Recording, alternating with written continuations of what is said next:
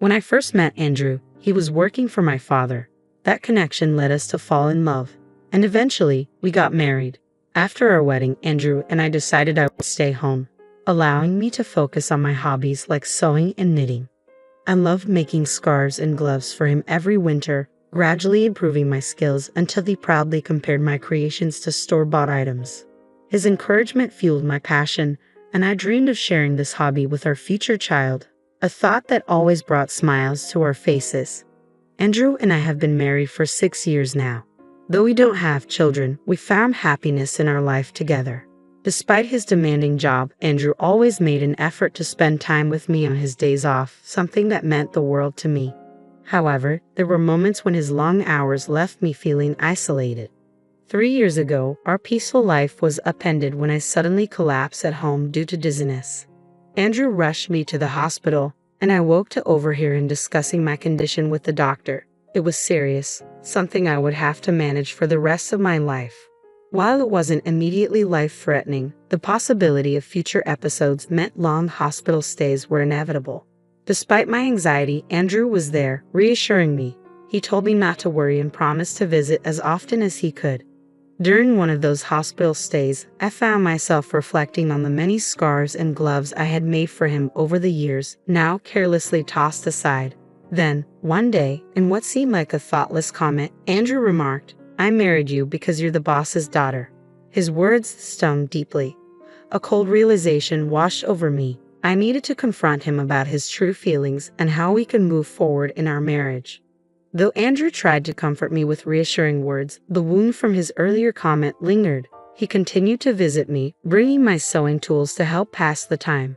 Teaching him how to sew became a sweet distraction, and we spent hours stitching together, talking about daily trivialities. It made the monotony of hospital life more bearable, and for a while, it felt like everything might still be okay. But after about a year, his visits became less frequent. What used to be daily check-ins dwindled to every few weeks. I assumed he was overwhelmed with work and poured my energy into sewing, working on a special scarf and gloves to give him during his next visit. Anticipating my discharge by the year's end, I put all my love and longing into each stitch. When he finally came back, I eagerly handed him the gloves I had made. But instead of gratitude, I was met with a cold, detached stare. "Are you still making these?" "It's annoying," he said bluntly, pushing the scarf, still untouched, back into my hands, along with divorce papers. His words cut deeper than any physical pain. Andrew explained that he could no longer take care of me and felt it was time for us to part ways. The divorce papers were already signed, signaling the end of our journey together. Although I had sensed a change in our relationship ever since his visits became sporadic, facing the reality was utterly heart-wrenching. I had always tried to convince myself that Andrew was simply overwhelmed with work, but deep down, I knew the truth. The Andrew I once knew, kind, attentive, and supportive, would never have let work stand in the way of being there for me. When he stopped visiting without any explanation, I knew something was wrong. When I finally asked him calmly why he wanted a divorce, it wasn't out of desperation to save our relationship. I had already come to terms with the fact that I might have become a burden to him. If the compassionate Andrew I had married truly wanted to leave, I was ready to let go. Accepting this was painful but necessary, as it was clear the life we had once dreamed of together was no longer possible. As his visits became increasingly rare, I grappled with the reality that the partnership he had once promised me had become a distant memory. When I finally gathered the courage to ask him why he had changed so drastically, his answer was shockingly blunt. "Isn't it obvious? Ever since I married you, it's been one problem after another. I'm so tired of those scarves and gloves you make every year. Honestly, I only married you because your dad was my boss." His harsh laugh felt like a slap in the face. His words revealed a deep-seated resentment toward the simple joys I had cherished in our life together, joys that he now ridiculed as trivial and embarrassing. As he vented his frustrations, I noticed the luxurious, finely made scarf wrapped around his neck, one I hadn't made. It hit me then. Perhaps he had never appreciated any of the gifts I lovingly crafted for him. Maybe they had always been nothing more than an annoyance to him. The realization stung deeply. After I became ill and my father retired, it became painfully clear that Andrew no longer felt the need to keep up the facade of a caring husband. During the first year of my illness, he had visited me regularly, But now I understood it was likely more about preserving his image at work. He had gained a reputation among his colleagues as the dedicated husband, caring for his sick wife. This facade had benefited him professionally, and it seemed he had only kept it up to enhance his standing. When I confronted him about this, pointing out how his visits seemed more about maintaining his image than genuine concern for me, Andrew was momentarily caught off guard. Then, with a sheepish admission, he confirmed what I had suspected. My condition had indeed made things easier for him at work, bolstering his reputation.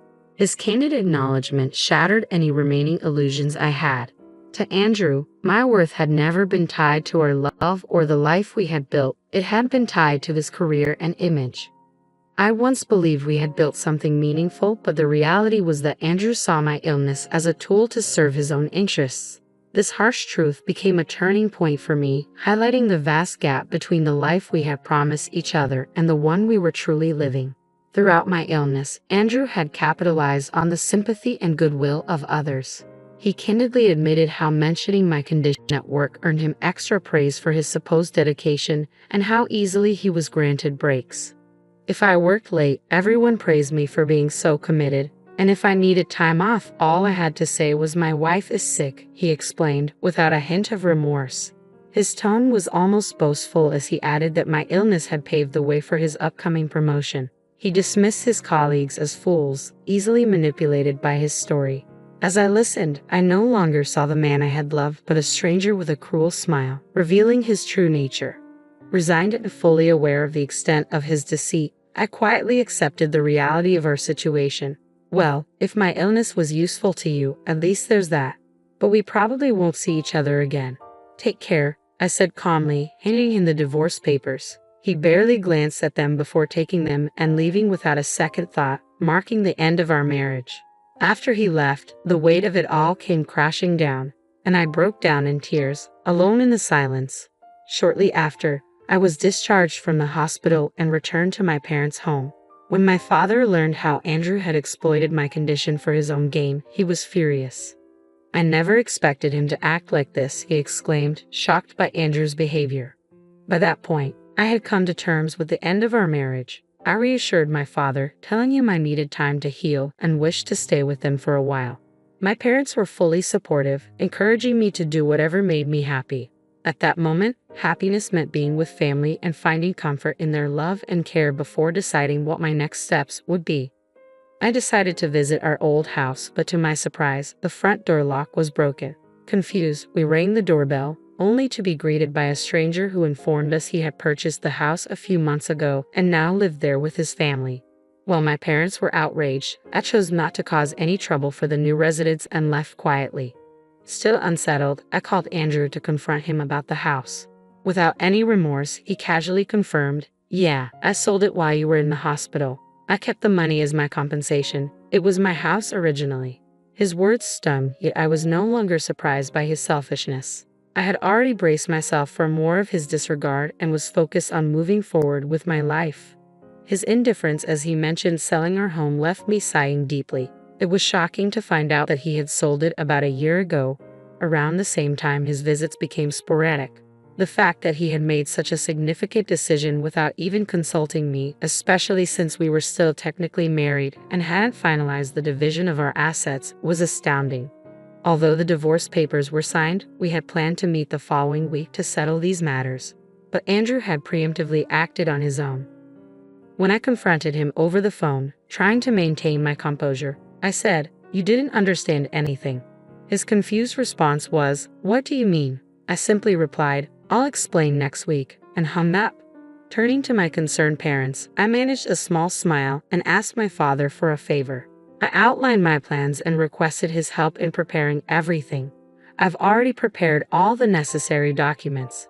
There's not much time before our meeting next week, but we'll manage, my father assured me, though his worried smile showed how much this situation weighed on him. As my father, he likely felt a mix of guilt for introducing me to Andrew and anger toward him for his actions. His determination to support me was clear, and I was deeply grateful. As the day of the meeting approached, I felt a sense of calm knowing I had my family by my side.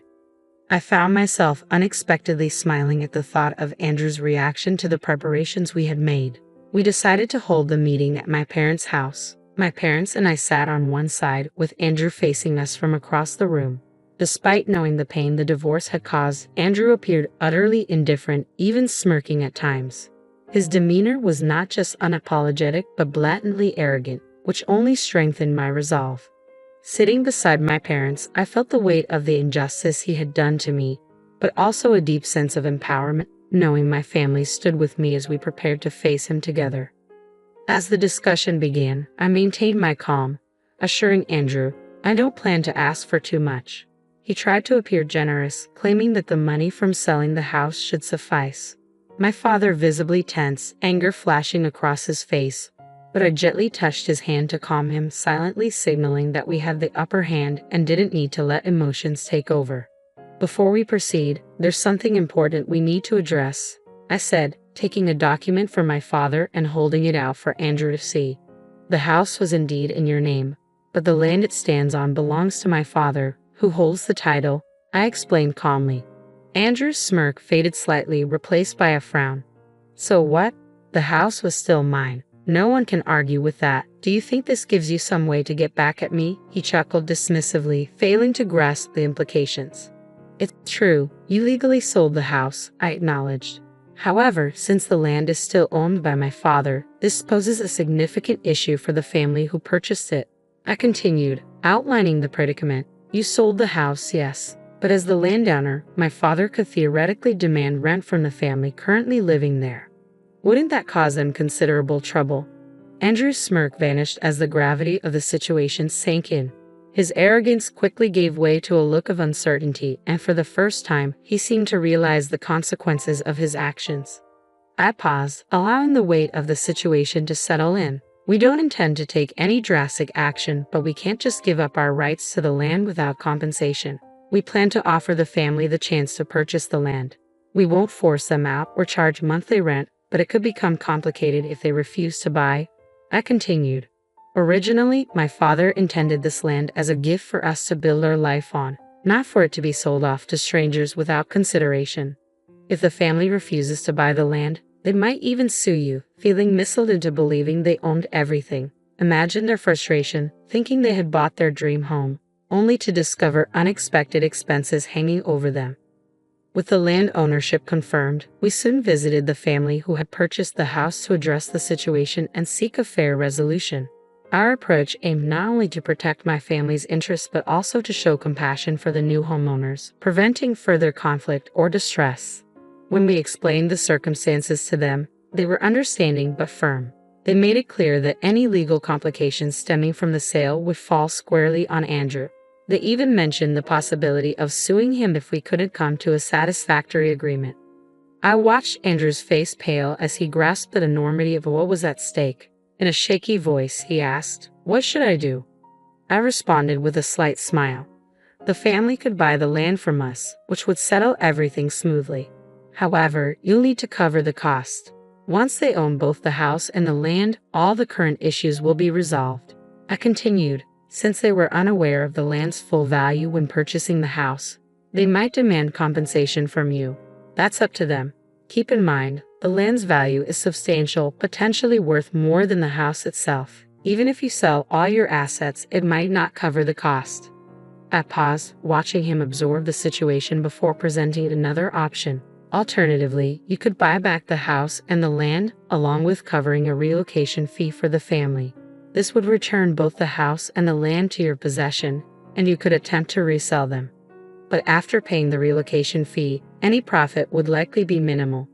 I let the silence grow for a moment before adding, "And regarding alimony, your actions have caused me significant emotional distress. I fully intend to seek compensation for the emotional damage you've caused," I stated, my voice unwavering. "You've used me as a pawn to advance your career, and now that I can see it clearly, I'm disgusted by everything you've done. Pursuing damages for this emotional distress is the least I can do, even though the evidence may be limited and a victory uncertain. Discussing it is necessary, especially given the situation you're in now."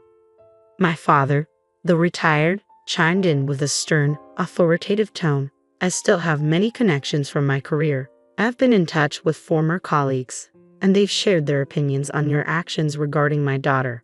You're not only losing respect in the workplace, Andrew, people are looking down on you. He spoke with a cheerfully grim smile, and I saw the realization finally dawn on Andrew. The combination of potential legal, financial consequences, and the crumbling of his professional reputation cornered him, forcing him to confront the harsh realities he had created. The status he had built at work with me as a stepping stone was now collapsing around him.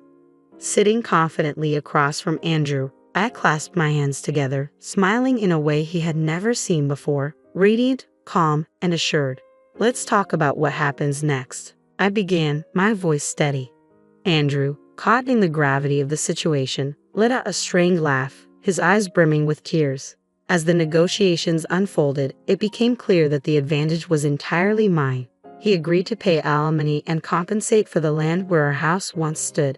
We later met with the family who had purchased the house, explaining the arrangement and ensuring they were treated fairly under the new terms. In the end, the result was favorable for everyone, except Andrew.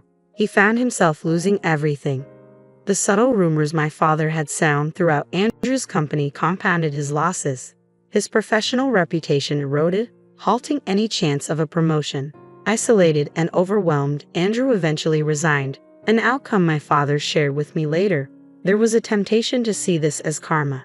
The gains Andrew had thought he secured through manipulation and exploitation turned out to be fleeting, crumbling under the weight of his actions. Now back at my parents' home, I found solace and purpose. I started teaching sewing classes, modestly attended by local women and children.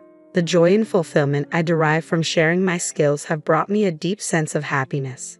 This unexpected turn in my life has shown me that even without the children I once dreamed of having with Andrew, I can still impart my passion and experience in ways that enrich both my life and those around me. More than anything, this journey has taught me about the resilience of the human spirit and the surprising paths that lead to true fulfillment.